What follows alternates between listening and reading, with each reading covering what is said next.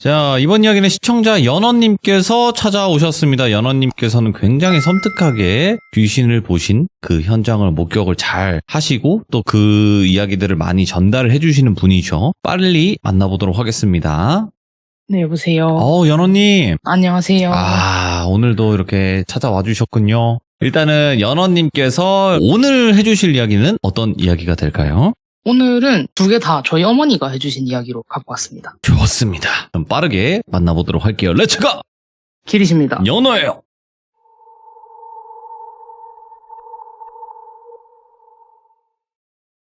제가 또 오늘은 어머니 얘기만 또 좀 들려드리려고 하니까 예. 괜히 또 좀 아쉬운 거예요. 그래서 제가 시참을 준비를 하면서 무슨 좀 짧은 얘기를 해드리지 하다가 제가 저번 주 토요일에 보면 안 될 거를 갑자기 보게 돼가지고 어이구. 예? 이거 예전 같았었으면 그냥 넘어갔을 텐데 이거 이제 말씀드려야지 싶어가지고 이제는 귀신 보면 빠르게 시들면서 얘기해야지. 네, 이제 제가 제 대나무 숲이 있으니까 예. 네, 그래서 되게 짧은 이야기인데 이런데도 귀신이 있구나 하고 제가 보고 왔거든요.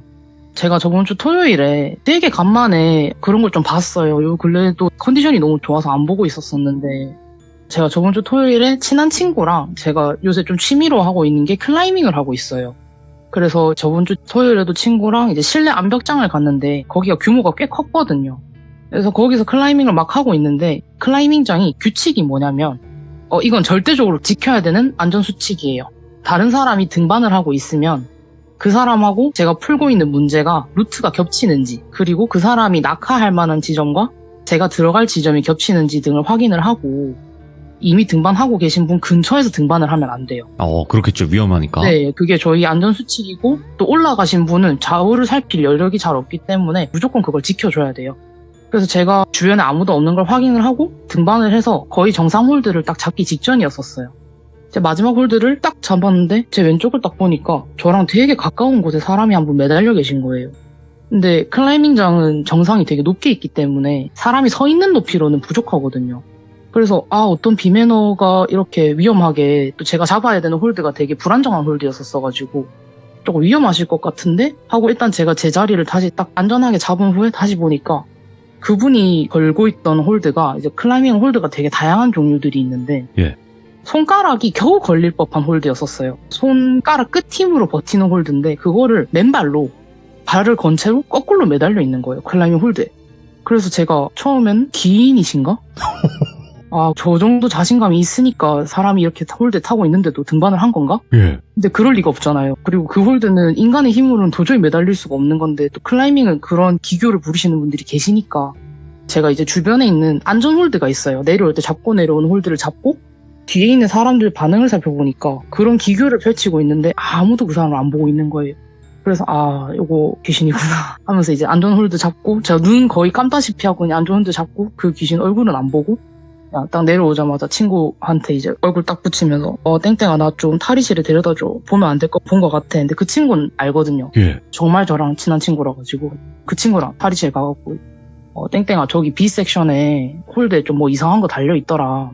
근데 귀신 노는 데서 사람 놀면 사람 다치니까 우리 이제 B 섹션은 가지 말자 하면서 짤막하게 귀신을 보고 온 이야기가 있었죠. 근데 얼굴이 좀 잘 안 보이는 편이시긴 하잖아요, 연어님이. 네. 어땠어요, 그 사람은?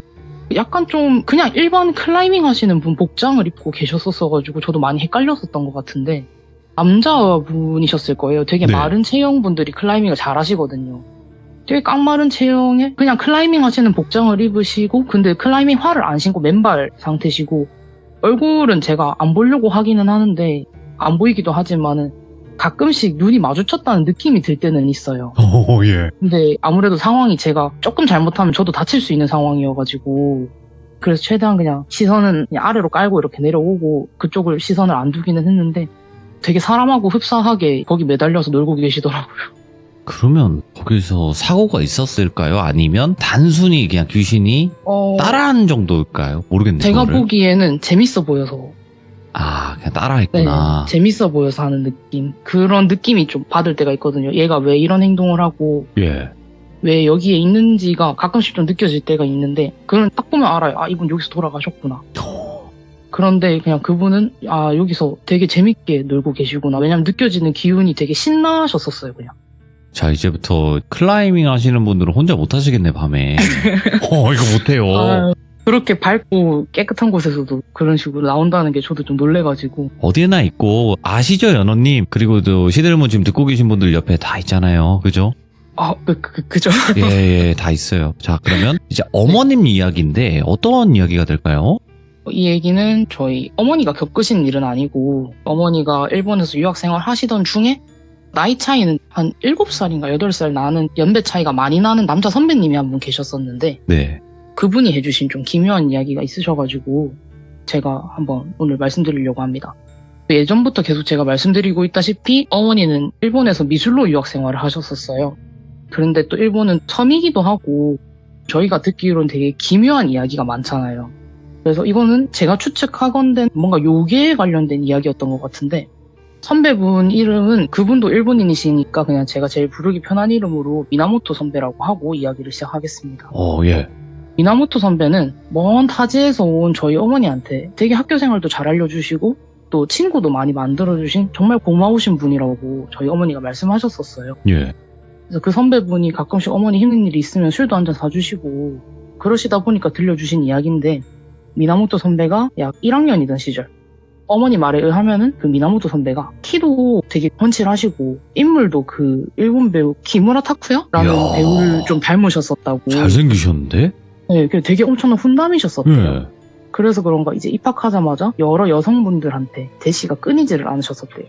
근데 그러다가 한 여자와 이제 사랑에 딱 빠지게 됐는데, 그분이 학과에서 되게 유명한, 그분도 아리따다고 유명하신 여자 선배분하고 그렇게 사귀게 됐는데, 그 여자분은 집도 되게 잘 사시고 성격도 좋고 또 외모도 너무 예쁘시고 또 자기 일을 되게 열심히 하는 분이셨었어가지고, 이 미나모토 선배도 내가 결혼을 한다면은 이 여자와 해야겠다라는 생각을 하셨을 정도였대요.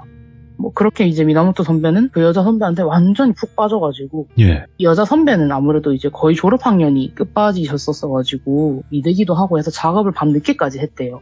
그래서 항상 밤마다 자전거를 타고 작업실 앞에 데리러 가서 뒤에 태운 다음에 밤늦은 시간이더라도 같이 근처 공원을 산책을 하고 집에 데려다 주는 게 그들만의 그 데이트 루틴 같은 거였대요. 그래서 그날도 그냥 미나모토 선배는 이제 여자친구를 태우려고 자전거를 타고 학교로 갔는데, 그날은 이상하게도 한참을 기다려도 맨날 나오던 시간에 여자친구가 안 내려오더래요. 근데 여자친구가 성격도 좋고 진짜 착하고 다 좋은데, 딱 하나 문제가 뭐였냐면은 이 예술감이 좀 있으신 분이셔서 그랬는지 작업할 때 건드리면은 좀 평소보다 예민하게 화를 내고 반응을 했었어가지고, 좀 기다려보자 하고 기다렸는데, 밑에서 한참을 고민하면서 기다려도 안 내려오니까 계단을 올라가서 여자친구가 있다는 작업실 문을 딱 열었는데, 여자친구가 바닥에 입에 거품을 문 채로 쓰러져 있더래요. 선배는 여자친구가 쓰러져 있으니까 그 여자친구를 뭐 어떻게 데리고 나왔는지도 기억이 안 날 정도로, 그러니까 그날 누가 구급차를 불러줬고 그 여자 선배한테 어떤 조치를 했는지 같은 것들도 기억이 안 날 정도로 되게 무섭고 당황을 하셨었대요.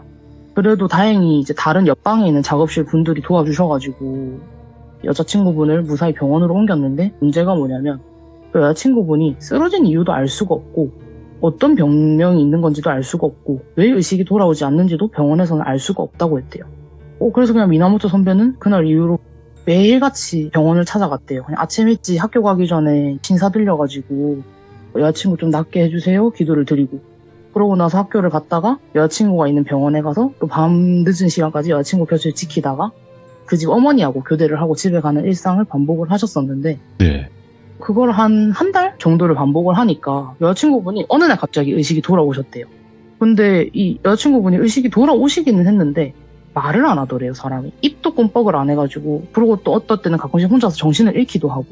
그래서 이 몇 날 며칠 입을 그냥 꼭 닫은 채로 그냥 병실 한 구석만 맨날 응시하고 있고, 미나모토 선배가 뭐 이거 먹을래? 아니면 TV 딴 거 틀어줄까? 이렇게 물어도 그냥 고개를 아래 위로 까딱거리거나 아니면 좌우로 흔드는 정도의 그런 간단한 의사 표현만 하시고 아무 말도 안 하더래요. 여자친구는 이제 몸은 점점 말라가고 또 말수는 없고, 그날 무슨 일이 있었던 건지 또 어디가 아픈 건지 아무것도 알 수가 없으니까 의사도 원인이 뭔지는 모르겠지만 그냥 충격이 커서 그런 것 같다, 그런 말만 반복을 했대요. 네.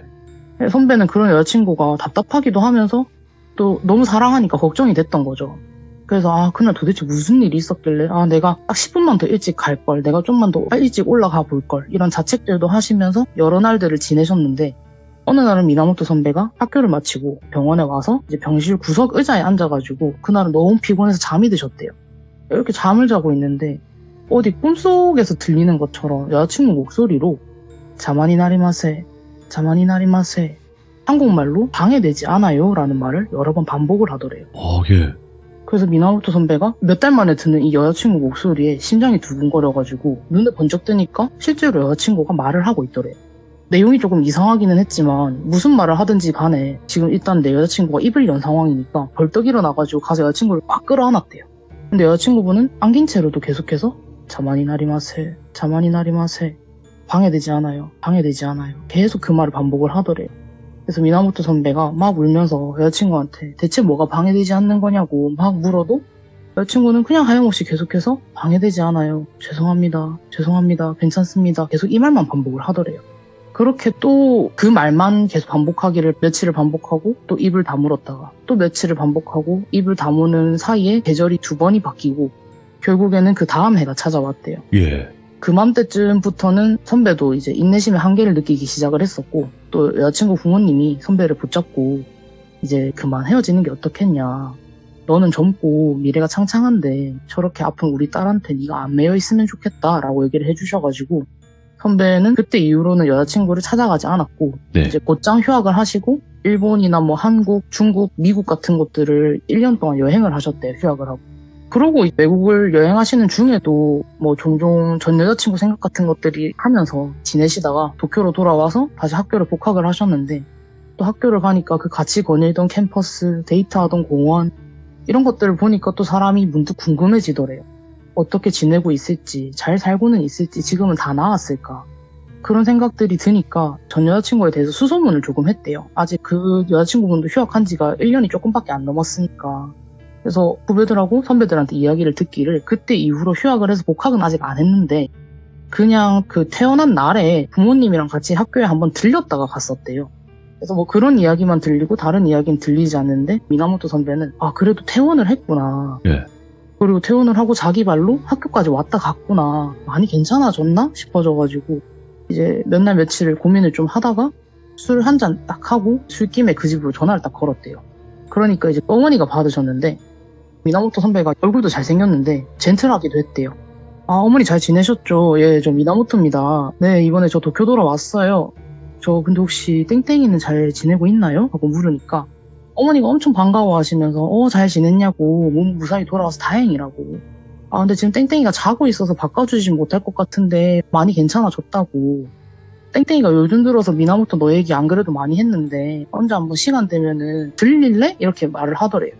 미나모토 선배는 너무 그립고 그리워하던 전 여자친구니까 그 자리에서 바로 전화로 시간이랑 날짜를 잡았고 꽃이랑 외국 여행을 하면서 샀었던 자자자자한 기념품 같은 것들을 챙겨가지고 그 전 여자친구의 집으로 갔대요.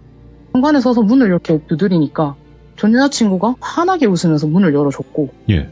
미나모토 선배는 멀끔한 원피스 차림에 머리도 그새 좀 기른 것 같고 너무 멀쩡해 보이는 전 여자친구 모습에 안도감이 들어가지고 뭉클해져서 그 자리에서 한참 울었대요. 한참 울다가 이제 뭐 집안에 들어오라 해가지고 들어가서 식사도 하시고 차도 마시고 하면서 막 어머니하고 아버지하고 전 여자친구분하고 셋이서 막 수다도 떨다가 전 여자친구분이 자리에서 일어나시더니 미나모토 선배한테 잠깐 방에 가서 둘이서만 얘기하고 싶어 라고 얘기를 했대요. 그래서 미나모토 선배는 아 이게 혹시나 그 재회하자는 신호인가 싶어가지고 떨리는 마음으로 전 여자친구분의 방으로 향했는데 방문을 이렇게 딱 여니까 방 안 여기저기에 나무 그림, 나무 인형, 작은 분으로 된 나무, 화분, 그리고 산에서 가져온 것 같은 나뭇잎, 나뭇가지, 솔방울 그런 것들이 방 안 여기저기에 되게 어지럽게 놓여져 있더래요. 그래서 왜 이런 게 많지? 근데 인테리어라고 하기에는 뭔가 좀 이질감이 들었대요. 그래서 여자친구분한테 방 안에 나무가 되게 많아졌네? 너 이런 거 좋아했었어? 하고 물어보니까 전 여자친구분이 되게 어두운 표정으로 일단 자리에 앉아보라고 하더니 미나모토 너가 믿던가 말던가 상관없는데 내 얘기 좀 들어봐 하면서 선배가 지난 1년이 넘는 시간 동안 계속해서 궁금했었던 그날 있었던 일에 대해서 얘기를 해줬대요. 선배가 그 밑에서 기다리던 그날도 어김없이 여자 선배는 작업을 하고 있었대요. 마감이 얼마 안 남아서 되게 열심히 일을 하고 있는데 갑자기 귓가에서 트트트트트트 트트트트트 하면서 나무를 칼로 깎는 소리가 나더래요. 근데 미대생들은 아마 다 아실 거예요. 그 미술연필을 칼로 깎는 소리 있잖아요. 그런 드드드득 소리가 나서 누가 미술연필 지금 칼로 깎나? 이런 생각을 했는데 작업실에는 여자 선배 혼자 있었고 문도 닫혀 있었고 해서 이게 어디서 나는 소린 거지? 하셨는데 바로 자리에서 일어나서 주위를 이렇게 둘러보니까 뭐 아무도 없더래요.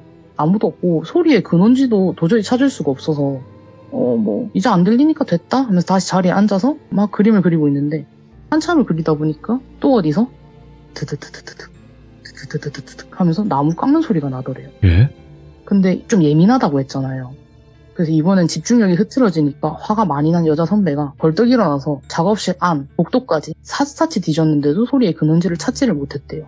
그래서 나무 서랍이나 책상 같은 거에 저희가 벌레 들어가면은 갉아먹는 소리가 날 수도 있으니까 이거는 벌레가 갉아먹는 소리인가? 근데 그런 소리가 이렇게 큰가? 라는 생각은 했지만 그래도 사람이 이유를 좀 알게 되면은 해결을 못해도 속은 시원하잖아요.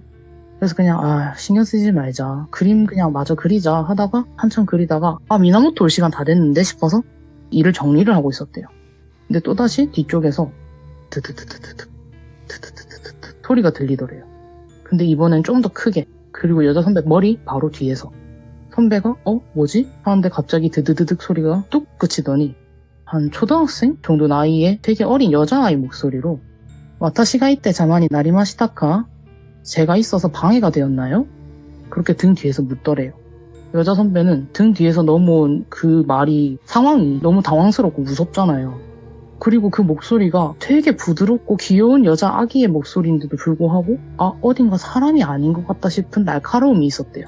그래서 뒤도 돌아보지 못하고 그 자리에서 딱 얼어붙었는데 뒤에서 다시 한 번 더 질문을 하더래요. 키가 스키 데스까? 나무 좋아하세요? 이번에도 대답을 못했대요. 너무 무서우니까. 입은 굳어가지고 안 열리고 너무 긴장한 탓에 눈알은 빠질 것 같고 다리는 서 있는 게 신기할 정도로 덜덜 떨리더래요. 그 질문에 대한 대답을 그 뒤에 있는 무언가가 기다리듯이 잠시 말이 없었는데 여자 선배가 대답을 안 하니까 뒤에 서 있는 무언가가 다시 한번 말을 걸더래요. 키요헤가 이테쿠 구다사이. 나무를 그려주세요. 여자 선배는 그 얘기를 딱 듣고 난 순간 다리에 힘이 쫙 풀려가지고 자리에 주저앉았더니 결국 뒤에 있는 그 존재가 눈에 보이더래요. 긴 머리를 딱 정갈하게 틀어 올려가지고 카미카자리라고 일본의 머리 장식 같은 거를 화려하게 둘러가지고 장식을 하고 오비를 두른 기모노를 입고 남학신을 신은 채 그 여자 선배 바로 뒤에 뒤를 돌아서 서 있었더래요. 여자 선배는 그 순간에는 살아야겠다는 생각에 그 뭔지 모를 것한테 와타시와 키가 스키 데스. 난 마이에가케 바이 데스까? 네, 저 나무 좋아합니다. 몇 장 그려드릴까요? 라고 대답을 했대요.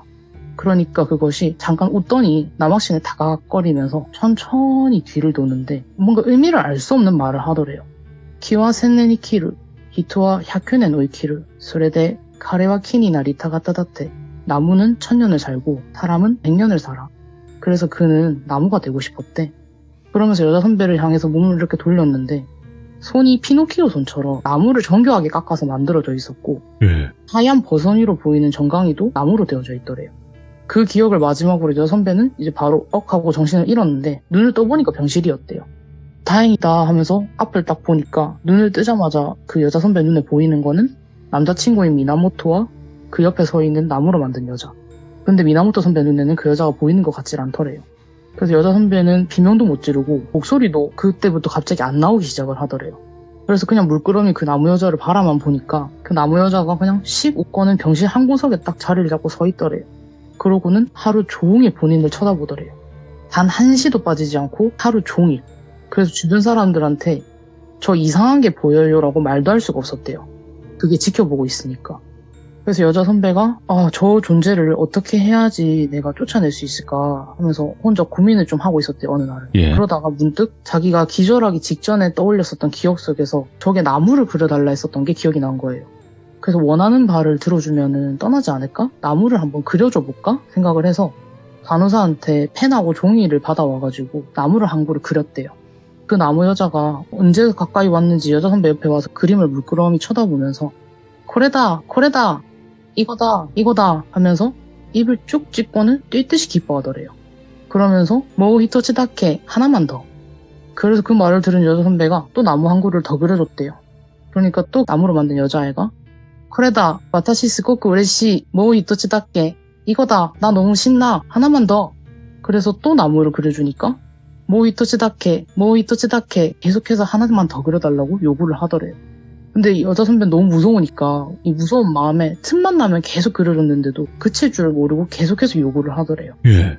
그러다가도 다른 사람이 들어오면 다시 제자리에 가서 서 있는데 미나모토 선배가 학교 끝날 때마다 찾아오니까 그 선배가 올 때마다 미나모토 선배를 죽일 듯이 노려보면서 자마다 나 그러소까? 방해되네? 죽일까? 그래서 여자 선배는 이 목소리가 안 나오는데도 온 힘을 쥐어짜내서 입을 열어서 한 말이 자만이 나리마세 방해되지 않습니다 였던 거예요. 그래서 그러다가 여자 선배는 미나모토 선배와 결국 헤어지게 됐고 예. 그 후에 몇 달 있다가 퇴원을 했대요. 그러고 나서 이제 어떤 방법인지는 설명을 안 해줘서 모르겠다고는 하지만 이제 부모님은 알게 되셔서 같이 여러 절, 스님, 영매사 모든 분들을 찾아가 봐도 딱히 이렇다 할 방법 같은 게 나오지를 않더래요. 그리고 그 나무 여자는 퇴원한 이후로 더 많은 것들을 요구하기 시작을 했대요. 예. 처음에는 나무 그림에서 시작을 했던 게 그 다음은 산에 나뭇가지를 좀 가져와 줄 수 있어? 산에 나뭇잎, 산에 솔방울, 그 다음은 나무 인형, 실제 나무, 화분까지 점점 요구가 늘어나고 있다고. 예. 그래서 어떻게 해야 될지 모르겠어 미나모토 하면서 이야기를 마쳤대요. 미나모토 선배는 이 이야기를 듣고 솔직히 자기도 사람이니까 소름이 끼치기도 하면서 이 일에 엮이지 말아야겠다라는 생각이 들었대요. 이 미나모토 선배가 원래 귀신을 잘 믿는 편이 아니신 분이셔서 결국 내 전 여자친구가 너무 아파서 미쳤구나 이 생각까지를 하고 자리에서 딱 일어나려는데 그 여자 선배가 선배 손을 이렇게 덥석 잡더니 선배 손목에 그때 당시에 한국에서 샀던 기념품인 나무로 만든 팔찌가 있었대요. 오. 근데 그걸 가리키면서 되게 절박한 목소리로 미나모토 이거 갖고 싶다는데 혹시 나한테 줄 수 있을까? 하고 묻더래요. 선배는 이것도 나무로 만든 거라고 갖고 싶다고 하는 건가? 그 생각이 들어서 꺼림칙한 마음이 들어가지고 곧장 손목에 팔찌를 빼서 건네주니까 이 전 여자친구분이 그거를 양손으로 조심스럽게 봤더니 자 여기 있어 여기 올려둘게 라고 호공의 말을 하면서 그 나무로 된 연주를 책상 위에 올려뒀대요. 오. 그래서 그 모습을 마지막으로 미나모토 선배는 그날 이후로 다시는 그 여자 선배를 찾아가지도 않았고 연락도 하지 않았는데 그러고 나중에 시간이 많이 흘렀죠. 많이 흘러가지고 몇 년이 지나고 들리는 이야기에 의하면 그 전 여자친구분은 결국 숲에서 극단적인 선택을 하셨대요. 아.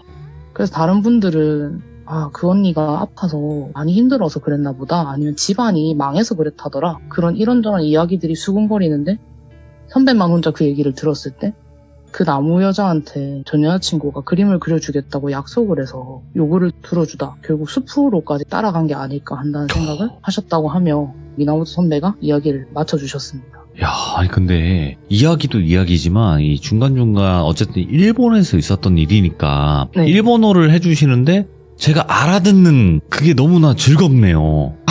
그죠. 저 그게 아까도 공부의 즐거움입니다. 일본어를 하셨는데 제가 이랬잖아요. 그게 이제 네. 알아들었으니까 그런 거 아니에요. 그죠? 그죠. 야, 이거 공부 잘 되네요. 들려요, 이제. 애니만큼 좋은 일본어 공부가 없습니다. 야, 아니 그럼 하나만 뭐 아무거나 일본어 해보세요. 제가 맞춰볼게요. 고래? 이거? 오. 아니 무슨 장난하십니까? 잠깐만. 저도 아니, 잠깐만요. 틀릴까봐 아니, 그래서 갖고 고래? 왔는데. 아유, 저를 어떻게 보신 겁니까? 네. 예, 알겠습니다. 그러면 이제 다음 또 이야기가 있을 것 같은데 어떤 이야기가 될까요? 다음은 저희 가족 이야기를 좀 들려드릴 것 같은데 오, 예.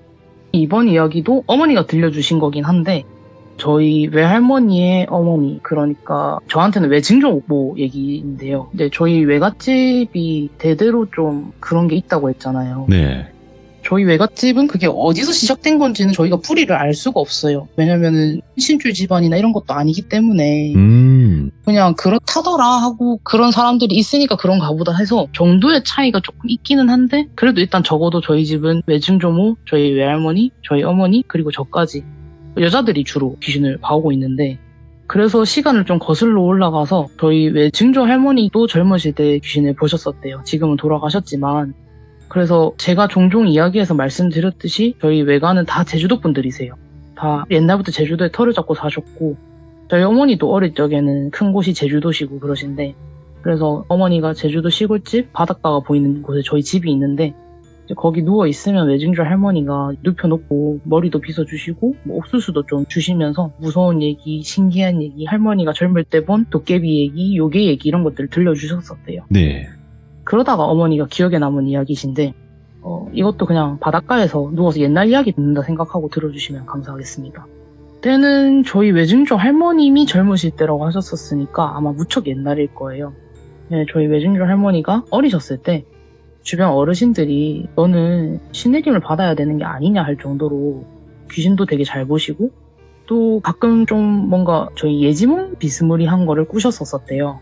불길한 꿈을 꾸시면은 5 중에 2은 앞으로 일어날 일을 맞추는 것처럼 꿈을 통해서 종종 그런 일들을 피하기도 하셨었어가지고 할머니도 종종 내가 신내림을 받아야 하는 건가? 하는 그런 생각들을 하시면서 사시는 분이셨었대요. 저희 어머니 말씀으로는 아마 저희 4대 중에서는 저희 외증조 할머니가 제일 잘 보시지 않았을까 싶다고 하셨었는데 그래도 다행히 신내림 받으실 정도는 아니셨어가지고 할머니가 혼기가 차셔서 시집을 일찍 가시게 됐는데 저희 외가 어르신들이 아직도 모여갖고 옛날 이야기를 하시다 보면은 그다지 외증조 할아버지 칭찬은 거의 들리지를 않아요. 외증조 할아버지께서는 뭔가 생산적인 일 같은 것도 하나도 안 하시고 그 백바지에다가 가다마이 같은 거 입고 읍에 있는 다방 같은 거 들락거리시면서 좀 가정에는 그닥 충실하지 못한 그런 모습들을 많이 보여주셨었대요. 그래서 외증조 할머니께서는 뭐 대신 집안 살림이며 뭐 돈벌이까지 다 도맡아서 하셨었어야 됐는데 그때 당시는 시기가 시기다 보니까 여자가 돈을 벌 수 있는 일이 그렇게 많지는 않았대요.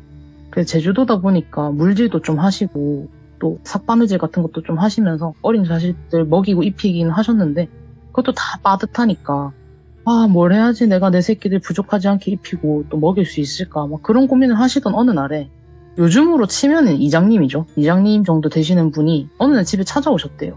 그러고는 자기가 정말 친한 사람에 그분한테도 되게 친한 분이 같이 일할 사람으로 자네 같은 사람을 수소문해서 찾고 있다는데 자네가 한번 해보겠는가? 이랬대요. 근데 여기서 자네 같은 사람이 뭐냐면 귀신 보는 사람을 말하는 거였대요. 근데 일은 간단했대요. 그냥 무당집에 아침 일찍 와서 무당 식사 같은 거 챙겨드리고 또 당집 청소하고 그런 허드렛 일 하시는 분을 그냥 찾고 있었던 건데 네. 제가 당집을 살면서 2번 정도 가보긴 해서 뵌 적은 있는 것 같아요. 옆에 도와주시는 분들이 계셨던 것 같은데 그런 비슷한 일이었던 것 같아요.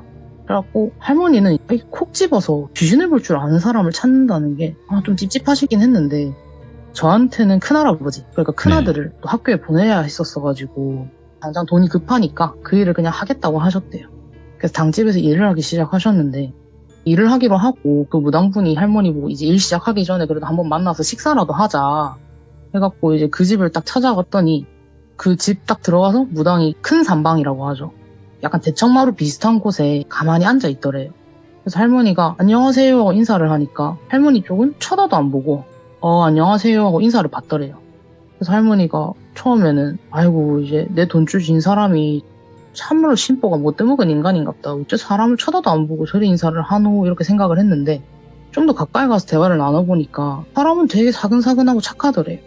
알고 보니까 그 무당이 앞을 못 보는 거예요. 어머니 말로는 그때 얘기 묘사를 들어보니까 아마도 백내장인 것 같았대요. 그 무당이 이제 백내장이 와가지고 본인 눈으로는 앞도 잘 안 보이지 또 귀신도 그래서 안 보이지 하니까 찾아오신 손님도 또 안 보이고 하니까 할머니같이 귀신을 볼 줄 아는 사람이 보조로 필요했던 거예요. 그래서 할머니가 그 당집에서 주로 하게 된 일은 뭐였냐면 그 무당을 대신해가지고 옆이나 혹은 뒤편에 이제 앉아있다가 무당이 부르면은 가까이 다가가서 여자 하나 남자 하나 사람 들어왔고 뒤에 물에 젖은 거 하나 있는데 저게 원흉인 것 같습니다. 뭐 이런 얘기를 해주면 무당이 그 얘기를 잘 듣고 머리에 그려진다 하면서 점사를 하거나 가끔 부적도 팔고 구슬했대요. 근데 생각보다 둘이 합이 잘 맞아가지고 당집을 찾아오시는 분들이 점점 많아지셨대요. 뭐 둘이가 거의 환상의 콤비였던 거죠. 그래서 그 무당이 약간 동기신인 거 빼면은 어떨 때는 가끔은 돈도 안 받고 부적을 줄 때도 있고 길 잃은 손님을 재워주기도 하고 또 할머니한테 돈도 꽤 넉넉하게 챙겨줘갖고 되게 착한 구석이 많은 분이셨대요. 그렇게 거기서 겨울에 들어가서 한여름이 됐을 때쯤이었대요. 장마철이었는데 무당이 자기가 기도터에 기도를 좀 드리러 좀 오래 갔다 올 건데 자기가 이게 자리를 비우면 그 사이 장사가 안 되잖아요. 그러니까 내가 없는 사이에 손님이 오면 그냥 네가 대신 좀 대충 받아라 이랬대요. 한 장이라도 더 팔고 굿 하나라도 더 받아야 니랑 나랑 먹고 산다고. 그래서 할머니가 이제 펄쩍 뛰셨대요. 내가 그 일을 무지하냐고 내는 무당도 아닌데 하면서 막 뭐라 하니까 그 무당이 저희 외증주 할머니한테 너 어차피 다 보고 느끼지 않냐고 네가 반무당이 아니면 뭐냐 그냥 집안 좋아지는 부족 같은 거 내가 몇 장 써놓고 갈 테니까 네가 알아서 좀 잘 해봐라. 니도 일한 지 반년 됐는데 이런 것도 해봐야지.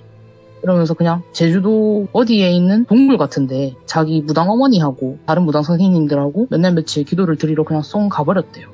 그래서 할머니가 진짜 하기 싫은데 자기가 그 일을 안 하면 돌려보낸 손님들이 다음번에 또 찾아와가지고 그때 문 닫혀 있어서 아쉬웠다 이런 얘기를 하면 이 일을 안 하는 게 바로 들통이 나잖아요. 그래서 그래 내가 옆에서 어깨너머로 배운 것도 있고 내가 조금 볼 줄을 아니까 대충 이런 게 붙었지요. 오늘은 내 부적 한 장 써줄 테니까 다음에 다시 어디서 뭐 이런 식으로 하면 될 것 같아서 모르겠다 하고 당진문을 열었대요. 그러고 이제 며칠이 지났는데 사람이 또 자기한테 맞는 자리에 앉아 있어야지 장사가 되든가 말든가 하나 봐요. 맨날 그 무당이 앉아있던 자리에 앉아서 손님을 기다리는데 손님은 그냥 개미새끼 한 마리도 안 보이더래요. 할머니가 문을 연 날부터 그래도 두세 순 올 텐데 왜 이렇게 손님이 안 오지 하면서 손님을 기다리는데 또 내심은 다행이다 싶으셨대요. 뭐 이렇게 돈을 못 벌어놓으면은 일도 안 했다 할 텐데 뭐 어쩌겠노 하면서 막 그냥 걱정을 하고 있는데 한날은 그냥 그렇게 방에 앉아서 시간만 이렇게 때우고 계셨는데 갑자기 비가 엄청 쏟아지더래요 바깥에. 근데 제주도는 이게 비바람이 장난이 아니니까 할머니가 하시던 일 중에는 또 비가 오거나 바람이 너무 많이 부는 날에는 이제 마당에 널어놓은 것들도 다 빼고 또 창문에는 나무 판자 같은 걸 끼워서 덧대는 그런 일을 하셨었어야 됐대요. 그래서 급하게 이제 마당으로 뛰쳐나갔더니 딱 나가서 문 밖을 보니까 문 밖에 어떤 젊은 여자가 비 피할 곳을 못 찾아가지고 비를 쫄딱 맞으면서 막 우왕좌왕하고 있더래요. 근데 여자가 나이도 할머니랑 좀 비슷해 보이고 비가 아직 초여름이다 보니까 맞아보니까 너무 차갑더래요. 할머니가 마침 집주인도 없고 손님도 없는데 괜찮겠다 싶어가지고 그 젊은 여자를 막 불렀대요. 아가씨 들어와서 비 그치면 가라고. 마루 밑에 좀 앉아있다 가라고 하니까 여자가 좀 머뭇머뭇하다가 비가 막 쏟아지다 보니까 옷이 젖어가지고 좀 보일랑 말랑 하니까 놀래갖고 들어오더래요. 집안에 딱 들어와서 대청에 앉았는데 그러고 할머니한테 아이고 감사합니다 인사를 하는데 할머니도 또 그냥 아유 그래 내 또래 여자 오니까 또 신이 나신 거예요.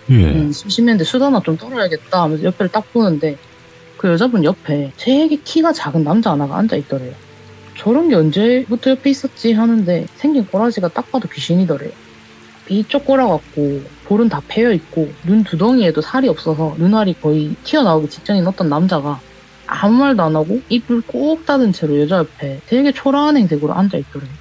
여자도 첫 보기에도 엄청 말랐는데 남자는 그냥 거의 뭐 뼈대가 나뭇가지 같더래요. 그리고 그냥 계속 여자 등 뒤에 딱 붙어가지고 여자만 계속 쳐다보는데 할머니가 아신 거죠. 아유 저거 이 여자한테 붙은 귀신인갑다. 그래서 할머니가 시선도 안 주셨대요.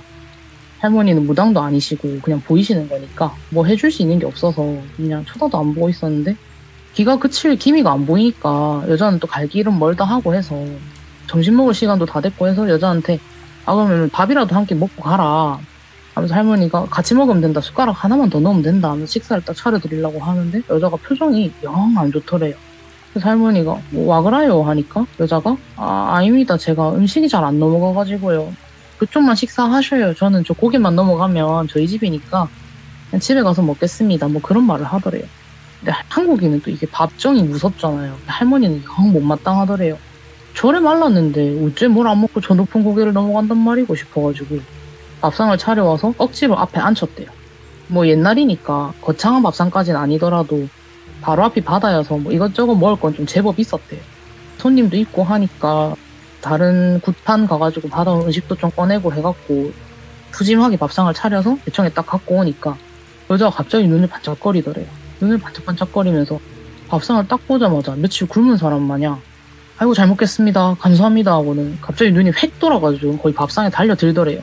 여자가 밥을 크게 한술 떠가지고 야무딱지게 밥을 한두 숟갈 뜨는 걸 보면서 할머니는 뿌듯하셨대요. 그래 니도 내심 배가 고팠지 생각하시면서 할머니도 밥 숟가락을 뜨고 식사를 하시려고 하는데 여자한테 인사는 해야 될 것 같아갖고 아유 천천히 먹읍소 누가 안 뺏어 먹습니다 라고 하니까 갑자기 여자가 할머니를 딱 쳐다보더래요.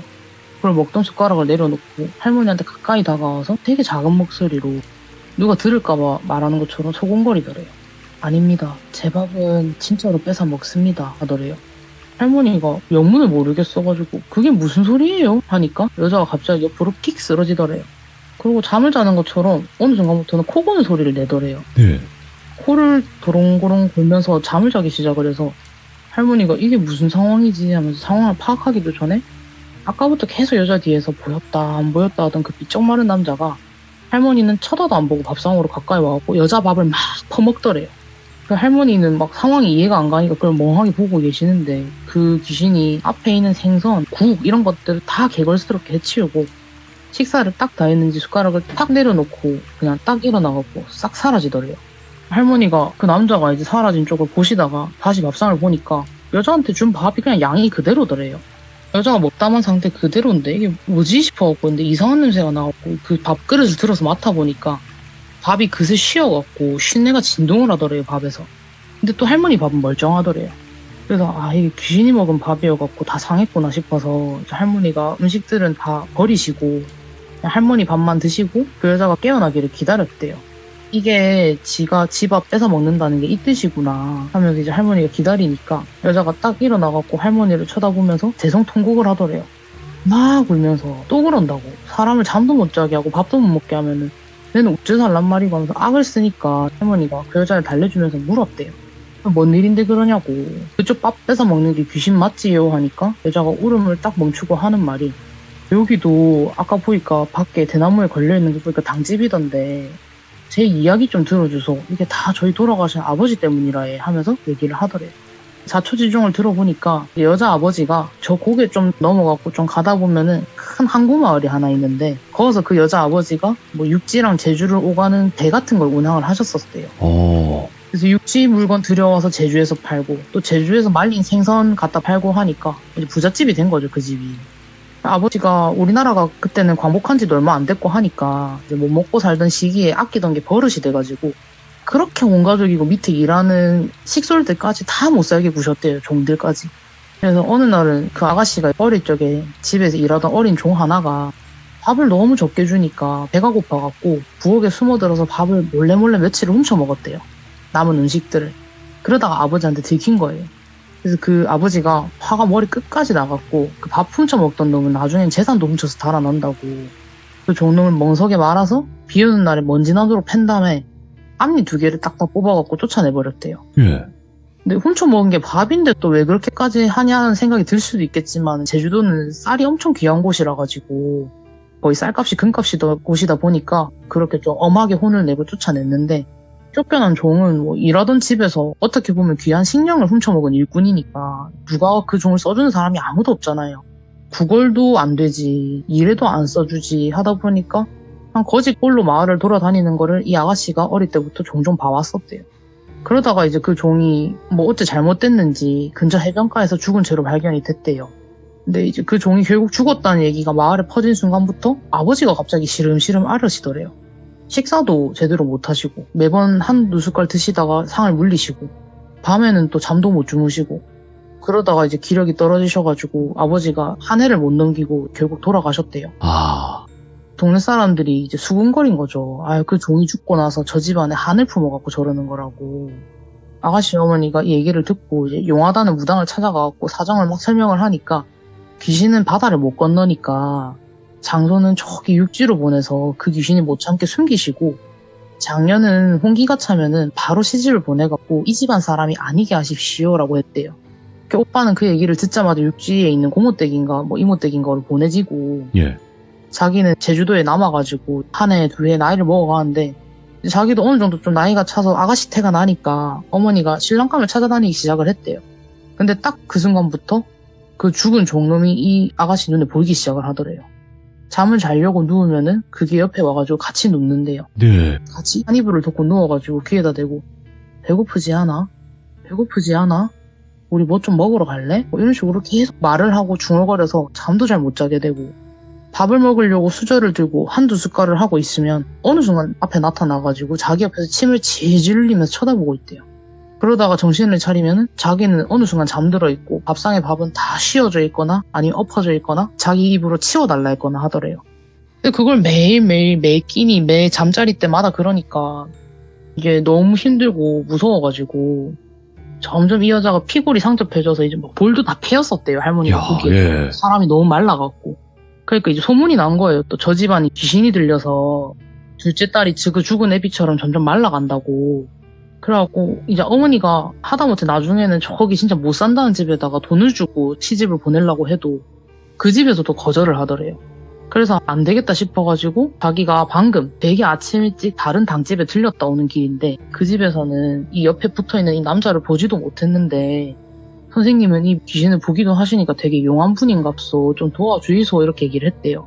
그러니까 할머니가 그때 그냥 솔직하게 다 말씀을 드렸대요. 자기는 무당이 아니고 그냥 보이기만 하는 사람이다.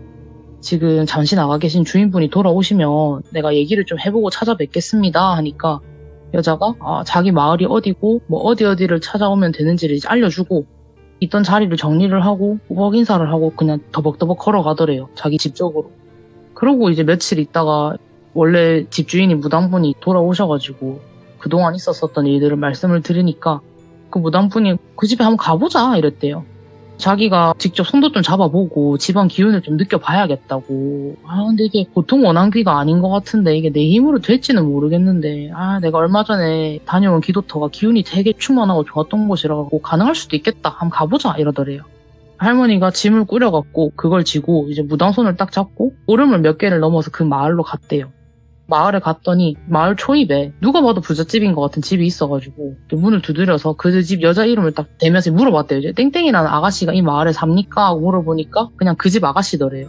들어가서 다시 또 얘기를 하고 이제 무당분이 아가씨 손도 좀 잡아보고 집안 기운 같은 것도 좀 보더니 이건 굿 안 하면 안 된다고. 당장 굿 해야 된다고. 이곳은 근데 자기로도 안 된대요. 예. 이거는 자기 신어머니한테 얘기를 좀 해봐야 될 것 같다고. 날짜를 잡아줄 테니까 이날 어머니랑 같이 굿을 하러 오겠다 하고 그 집에 딱 말을 하고 무당이 이제 그 아가씨 손을 딱 잡으면서 말을 하더래요. 아가씨 힘들겠지만은 굿하기 2, 3일 전부터는 상도 들이지 말고 될 수 있으면 물만 마셔라. 아가씨가 자꾸 걔 앞에다가 상을 들이밀어주면 그냥 걔 힘만 키우는 꼴이다 이랬대요. 뭐 제사밥이랑 비슷한 원리인 거죠. 그래서 할머니랑 다시 돌아가셨다가 그게 좀 큰 굿이 될 것 같아가지고 다 준비를 이것저것 하시고 다시 그 집에 찾아갔더니 그 무당의 신어머니 되시는 분도 와 계시고 준비가 좀 한창이었대요. 할머니는 무당은 아니시니까 그냥 그런 거에 대해서 잘은 모른대요. 그래서 그냥 옆에 같이 갔던 무당이 아이고 뭐 만반의 준비가 다 됐네 하는 거 보면은 굿 준비는 되게 잘 됐던 것 같대요. 그렇게 그냥 굿이 시작되고 그 집 아가씨를 마당 돗자리 위에 딱 앉혀놓고 무당분이 얘기를 시작을 하시는데 그 여자가 그냥 갑자기 들어 누워가지고 그냥 발광을 하더래요. 악을 쓰고 입에 거품을 물고 소리를 지르는데 큰 무당분이 계속 방울을 흔들면서 뭐라 하고 말을 하고 하는 모습이 할머니는 그냥 뭐 계속 무서우셨대요. 살면서 그런 큰 곳도 본 적도 없으시고 빙의국 같은 건 구경도 해보신 적이 없어서 난생 처음 보는 광경이니까 눈 안 보이시는 무당분 옆에서 지금 상황이 어떤지만 설명해주면서 서 있었대요. 근데 그 여자가 막 소리를 지르다가 갑자기 입을 딱 다물더니 자리에서 벌떡 일어나갖고 냄새를 코로 킁킁 맡더래요. 개처럼. 킁킁킁 맡더니 막 돗자리 위를 맨발로 빙글빙글 돌아다니다가 고개를 탁 들고는 다다다닥 뛰어가지고 그 집 주방 쪽으로 가더래요.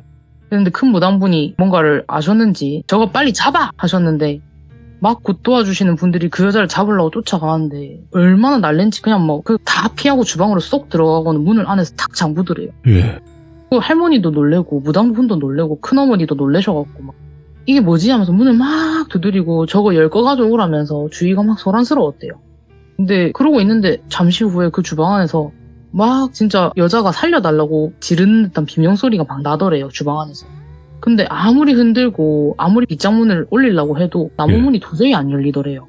비명소리는 안에서 계속 들리면서 뭔가 덜그럭거리는 그런 소리 같은 게 한참을 나더래요.